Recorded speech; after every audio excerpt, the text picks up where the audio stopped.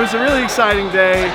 We knew that we had a strong presentation and marketing team, but the energy in here is just insane.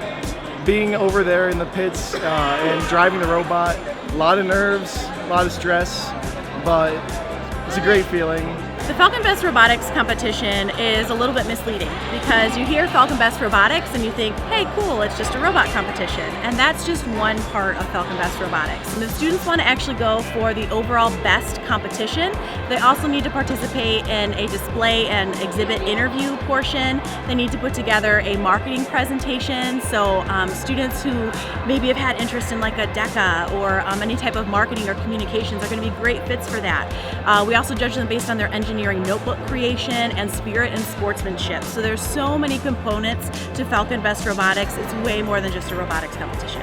I take my senior class. In the class, we build the robot, design the robot. We get the juniors involved to kind of keep that legacy going. They do most of the marketing presentation and spirit stuff. So we kind of bring them along where they're not as technically advanced, and they get involved through that end of it. And they learn a lot about what the robot is, how do things work.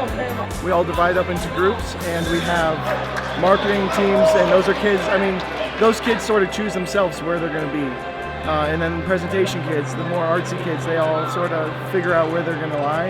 And then everyone just sort of takes off in their own direction. And we have a great group of kids over there, and I couldn't be happier for them.